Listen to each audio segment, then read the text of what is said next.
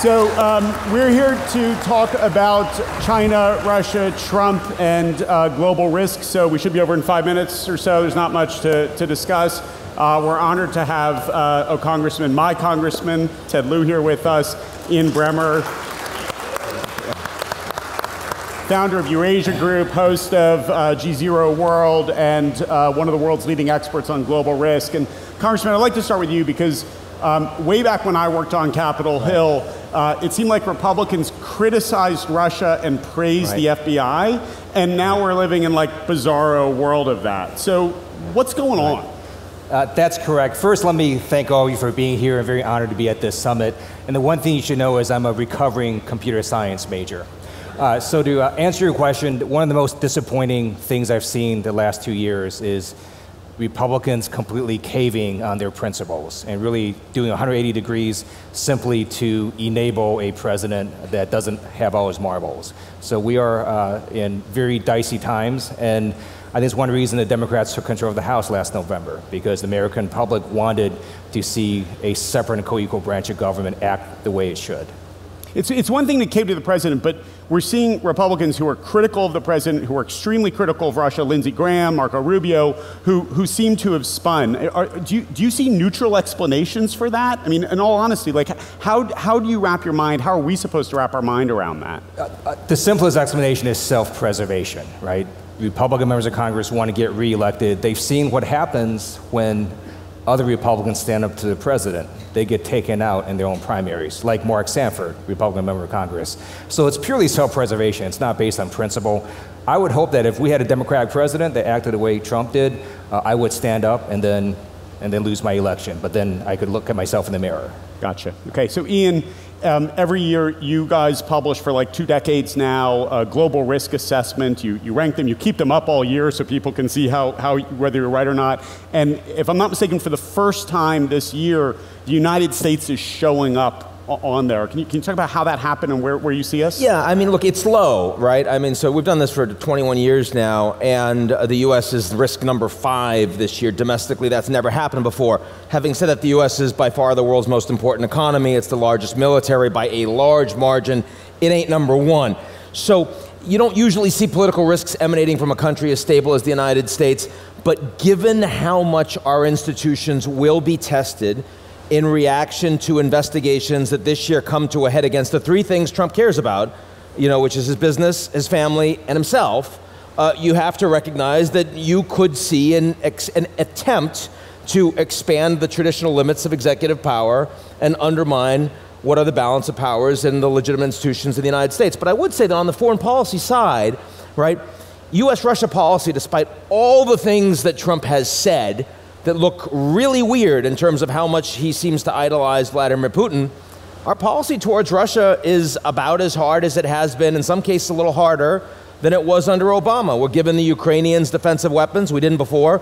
You look at Venezuela today, I mean, that policy in going after Maduro is absolutely the antithesis of what Vladimir Putin would want. So we do need to recognize that the constraints on Trump as an individual, he's only one guy in foreign policy, are greater than one might imagine watching cable news. Well, so yes, and the folks that protect democracy have met with all of the experts on autocracy and how empires fall, and they've cataloged like the autocrat's playbook, right? So it's quashing dissent, it's spreading disinformation, it's delegitimizing elections. There's like 6 top, and it's like check, check, check, check, check. So how worried should we be about the stability of our institutions, of norms actually staying in place, which actually hold up what we do in our democracy?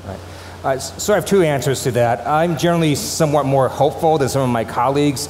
Even before last November's elections, when American voters had a chance to put in Democrats in the House, we still had a Republican-led investigation and a Republican Department of Justice against the Republican president. That's pretty amazing. Not a lot of countries would have sustained that. And second, I think there is something similar between China and Russia in terms of how they attack the US with their soft power, one of which is through cyber attacks. And for those of you here in the room, both the public sector and the private sector are pretty far behind in terms of cybersecurity, but especially in the government side. So we need help, and we also need technical expertise on Capitol Hill. I'm one of 4 computer science majors in Congress. We have these institutions that help us with different issues. I'm not going to name this particular one, so we called them up last year. I had a cybersecurity question, and then about an hour later, a call came back saying, we don't have anyone here that can answer that. And that's a problem. And so we need to just build up capacity at our governmental levels. Do you worry about the US institutions holding up? Look, I do, but the thing that worries me most is not the Russians, it's ourselves. I mean, when we're the largest superpower in the world, the good news is that no other country can damage us as much as we can damage ourselves. That's the bad news too. Think about the 2008 financial crisis. Whose fault was that, right? I mean, when I look at the Russian cyber attacks against the US during the 2016 elections, I also look at what the Russians did against the Germans in the run-up to their elections. Absolutely same playbook. But in Germany, you didn't have that same level of festering wound and divide internally, so people were not as willing to buy the fake news. They took advantage of the weaknesses inherent in our own system, and if we really want to fight that, of course, we need to do the good work Ted and others are doing to build our own defenses, but ultimately, we have to start leading more by example. So let's talk about Russia for a minute specifically. Obviously, nuclear, cyber, social engineering, right? We're seeing their powers in so many ways, but they have an economy smaller than Italy's, right? So imagine a world where Russia doesn't have leverage over the president or this is not our president.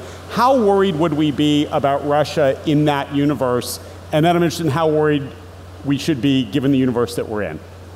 I gotta start. For me, the big mistake we made as the United States was in 1991 when the Soviet Union collapsed and no one even remotely considered a Marshall Plan for the defeated Soviets, for the defeated Russians, right? We gave them shock therapy. Here, have Jeff Sachs. That will fix things, right? Sorry.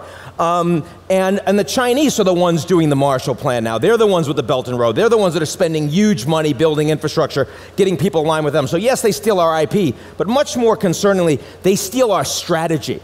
And that was how we got the world that we have, that we've taken such advantage of. Now, 27 years later, 28 years later, the problem we have with Russia is that they are a country in severe decline, economy smaller than Italy, smaller than Canada, but they're really angry at us. They feel like we are a part of the reason for that we don't care about them.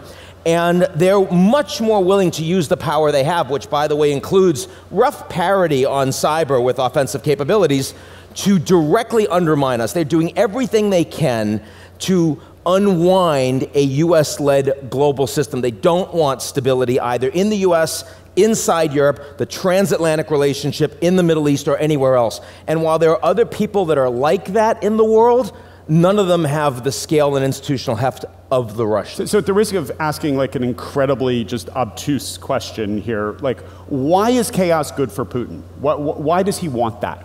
So I'm on the House Foreign Affairs Committee, and we've looked at these various issues. So following up what Ian said, Putin is very mad at what he perceives as the Soviet Union collapsing, believes the US did that. He also believes Hillary Clinton interfered in his own elections. He was trying to get back at us. And he's just trying to sow dissent in Western democracies, not just the US, but also with Brexit, with Germany. And he's played a very weak hand fairly well, right? California's economy is larger than Russia's economy. But then we also have a president of the United States that has unexplainable behavior towards Putin, right? He defers to Putin. He did not want to even sanction Russia for their election interference until bipartisan majorities of the House and Senate forced him to with a law. He continues to make statements like, wanting to get the US out of NATO that benefits no one except Russia. And then he recently lifted sanctions on Deripaska, which is Putin's friend, for no good reason. And so when you look at this, it is behavior that is very, very strange and makes people think, well, what does Putin have on Donald Trump? Ian, you mentioned Russia and China potentially coming together here, right? I mean, you referenced that at least. Given the US stepping away from the leadership position it's held post-World War II, what's actually happening between Russia and China, and should we be worried about a dangerous, if not unholy, alliance emerging there? Tactically, yes. The Russians and the Chinese certainly see that in battling against US technology supremacy, for example, sharing of surveillance methods, big data, the 5G rollout we see. Also, I mean, with the US coming out against Maduro in Venezuela, the Russians and the Chinese are together on the other side. We see a lot of that too. But strategically, if you look at where the Chinese have spent money in One Belt, One Road, most of it is not in Russia because they don't have a lot of good assets to buy or invest in Russia. And the Russians aren't going to sell them control of their major oil or minerals companies that are controlled by the state. There's a lot of anti-Chinese racism in Russia. The Chinese have a hell of a lot of people. The Russians have a lot of land with not a lot of people. They're worried about swamping coming from China. And if you look at the countries that Russia thinks are theirs legitimately, like in Central Asia, the Chinese increasingly dominate those countries economically, and over time they will politically as well. So long term, I mean, I accept, you know, people like Zbigniew Brzezinski, for example, Kissinger and others that have thought that it doesn't make sense for the Russians and Chinese to be together. But especially if the US is going to do unilateralism and is going to annoy countries all over the world by saying you're taking advantage, near term the Russians and Chinese find different ways to take advantage of that vacuum. So Congressman, I'm going to pull up the quote because the heads of the intelligence agencies testified before Congress the other day, and there was a section of Director of National Intelligence Coates' testimony that stood out to me, and I'm interested in your reaction to this. China has the ability to launch cyber attacks that cause localized, temporary, disruptive effects on critical infrastructure. And here's the oddly specific part, such as disruption of a natural gas pipeline for days to weeks. What do you make of Director Coates putting that specific detail out there? And on cyber in particular, we focus so much on Russia with regard to the election. How should we be thinking about China? So I think he's not only trying to educate the American people, I think he's also trying to educate Donald Trump. And what we see is this huge disconnect between what the president thinks and everybody else in the intelligence community. And it's really quite disturbing. But if you look at what China did just 2 years ago under the Obama administration, actually 2.5 years ago, public reporting is that they hacked into the databases of the Office of Personnel Management, and they stole what's been called the crown jewels of US national intelligence, which is all these security clearance files, millions of them. I filled them out before. They're known as SF-86 forms. They ask very detailed questions, everybody you ever knew, every bad thing you've ever done. It is a treasure trove of potential blackmail. And now China has all these records, and it wasn't through a kinetic rocket attack, it was through a hack. And so our national security degraded because of cybersecurity. And what was the Trump administration's response? They got rid of their national security White House cybersecurity coordinator. So it makes no sense really what the administration is doing, and my hope is they sort of see the light and increase, not decrease, cybersecurity defenses. Should we be more aggressive with our cyber countermeasures against nations like Russia, China? I appreciate there are non-state actors who are problematic on this front where that can be challenging, but for the state actors, should we be more aggressive? So let me answer that in two ways. So the intelligence agencies do this cool thing. It's sort of like open house for members of Congress to see their cool toys. So I went through that, and so it's classified. What I can tell you is we've got awesome, cool toys in terms of cybersecurity. We can do a lot offensively. Defensively is another issue. And the .mil side is pretty good, right? So our DoD, for example, shifted last decade to two-factor authentication. So for me, I'm still in the Air Force Reserves. For me to even use a word processor, I've got to not only put in my username and password, I have a separate physical card to stick in. The .gov side is nowhere near that level. And so we routinely get hacked in these federal databases all over the place. So it is a problem defensively, and I think we need to just upgrade that at all levels. Do you agree? Sure, and I also think it's really hard to understand, even though our offensive capabilities are really great. I mean, the fact is that the Obama administration knew what was going on with the elections. Towards the end of the process, they didn't want to be seen as politicizing it. They still could have taken steps after the election. They chose not to, despite all these great toys. Why? Because they were worried that they wouldn't be able to contain that level of escalation. And when I see what the Russians did against Ukraine a couple of years ago, when they took our own virus developed by malware from the National Security Agency, not Petya, they developed it against Ukraine. They destroyed 10% of Ukraine's computers, country of 50 million people. They took 1% off of Ukraine's GDP, and they cost billions and billions of dollars of damage to Western companies that happen to have a guy with a computer on the ground. FedEx, Mendelez, Maersk, most importantly, all their global shipping was shut down for 2 weeks because they didn't know the disposition of any single box container on any ship. Now, either the Russians did not know that it could skip out of Ukraine and cause that damage, or they did not care. Right. Either of those are really bad. And if I think about where the Mueller investigation and the Southern District of New York investigations are going, and how much information we are likely to have about misdealings of people quite close to Putin with Roger Stone, Paul Manafort, the Russians are going to be really angry about that becoming public. Why? Because Putin doesn't like it when you go after his friends, right? And so history will tell you that one of the biggest risks out there in the near term, and by the way, this is not a very risky year geopolitically. Like, we're not about to go to war with the North Koreans. The Iranians are still in the deal, even though we pulled out. Like, we're going to have some kind of a sort of deal with the Chinese. Like, there are not a lot of things that are about to explode in 2019, but the potential that the Russians overreact in dangerous ways using cyber to what comes out of these investigations strikes me as maybe the most significant near-term risk.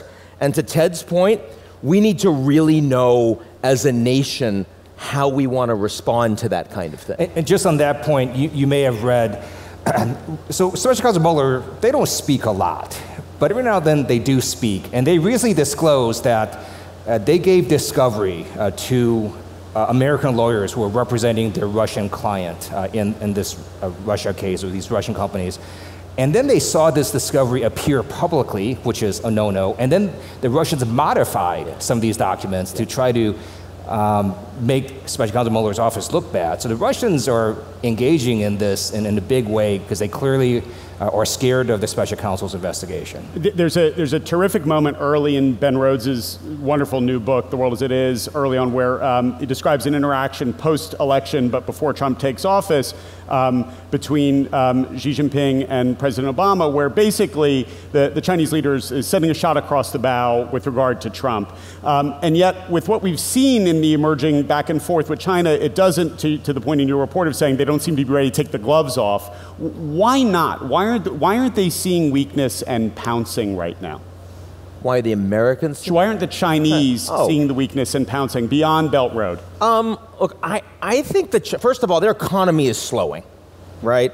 And so this is a bad time for them to engage in a trade war. And Xi Jinping's speech a week ago domestically saying we have to be concerned about black swans and gray rhino risks, and this is dangerous for us politically, that is a big deal. But I think that Xi Jinping has responded to what they've seen from the Trump administration and Brexit and the unwind of the West's leadership in the world, which is when he decided a year ago, March, to end term limits for presidential power in China. I mean, we all as a nation assumed that as China became wealthier, moved from investment-based to consumer-based investment, and became a middle-income country, which they now are, 1.4 billion people, that they would become more like us. They would politically reform and open. They would become more economically a free market capitalist society. That was wrong. And their willingness to show that off publicly and not say, oh, we're small, we're poor, we can't lead, but actually say, no, we're willing to take the lead and we're going to create an alternative rule set. It's not that we want more voting rights in the World Bank or the IMF.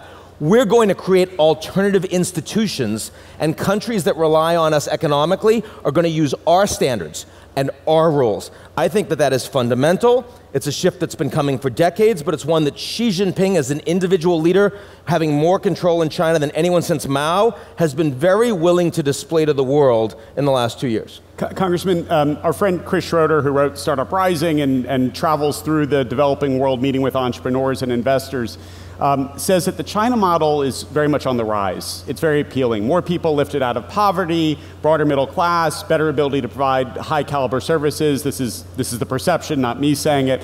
But you can't criticize your government. And since America seems to be breaking apart, like, we prefer that model. When you think globally, how concerned are you about that as an emerging worldview for millennials and Gen Z seeing what's happening?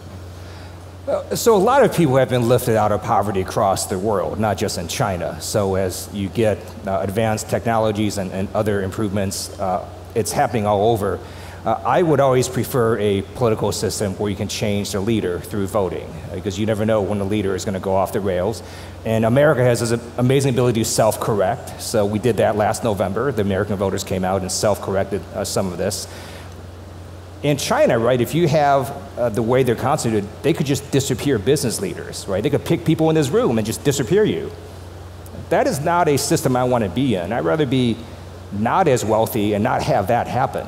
And so people have to make a choice. But on Ian's point, China's economy is slowing. So let's see how the model actually goes in the next few decades. In terms of how that plays out in the US, and in particular in terms of our norms, our institutions holding up, there's a recent survey that shows that only 30% of Americans born in the 1980s believe it's essential to live in a democracy. 24% believe democracy is actually a bad way or a very bad way to govern. Right. So and domestically, how worried should we be about this? A little more. I mean, Germans also, young Germans don't have a problem with nationalism. They don't remember the Nazis. Most of them don't remember the wall. A lot of South Korean youth prefer a Chinese model to the United States, and they think that their relationship with the Americans are why they have problems with North Korea right now. You know, institutional memory can be really short, especially when there's fragmentation and polarization in society, which social media, of course, really helps to facilitate. I think we have to be worried that a lot of Americans believe that the system is rigged against them, and so therefore are starting to lose their trust and legitimacy in that system.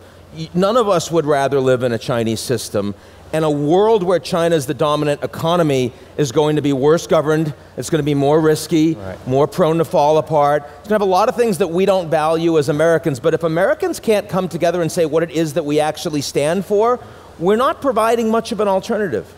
So one of the silver linings of Donald Trump is he has taught a lot of civics to the American public, and actually I think gotten people a lot more interested in democracy. I went through law school. I had no idea what the Emoluments Clause was. No one ever taught us about the Emoluments Clause. Now half America knows about it. And I think what you're seeing is all this civic participation, and you had this huge voter turnout last November. So I think people might now be thinking, okay, maybe we actually do want democracy. We don't want a president that just gets enabled by Congress. We want Congress to be a separate and co-equal branch. Right, and before we have to wrap up, I think that's exactly right, and a lot of us are consuming this incredible stream of news, and it's very hard to step back and get perspective, and you all obviously have access to insights beyond what's classified. What is it that most of us don't know about or probably aren't thinking about the right way that we should be thinking about when it comes to global risk and America's standing in the world? Sure. Look, for me, I guess it would just be how dramatically and quickly the Chinese have become a technology superpower. I think that we are increasingly in an arms race of sorts with the Chinese, and the question will be whether big data and mediocre scientists are stronger than not as big data and great scientists. You talk to people in the AI field, the jury's out. But the fact is that even 5 years ago, we thought of technology as largely empowering democracy and undermining authoritarian regimes. Think about the Arab Spring.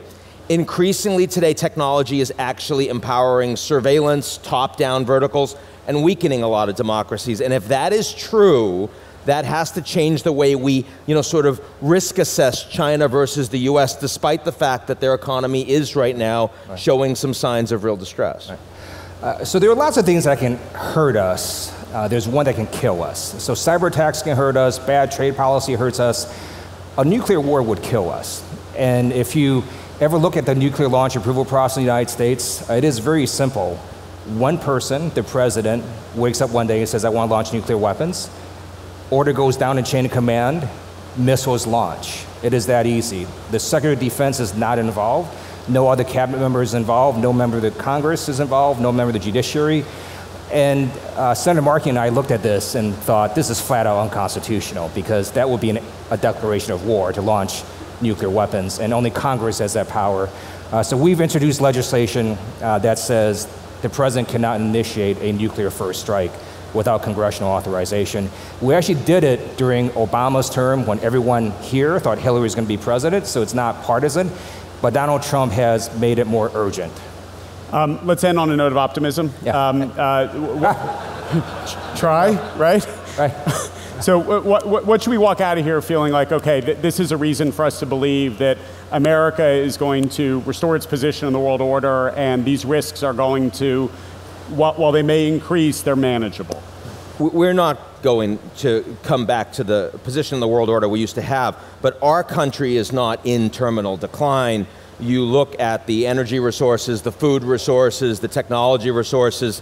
No, but what's really exciting is that you look over the last 100 years, and almost all the major problems we experienced largely had to be resolved by a small group of white men. I mean, we're capable, but it's a little much for us, right? You now, with globalization, you now are bringing in women and Asians and Latin Americans and Africans are becoming part of the solution. You unlock that much brain power over 7 billion people, it's hard not to be optimistic about the future of the planet. The fact that Special Counsel Mueller still has his job, I think shows our institutions are strong, and we've got Disneyland. Like, how cool is that, right? So next year we're going to serve drinks during this panel. For now, please thank Ian and the Congressman for joining us. Thank you, everyone.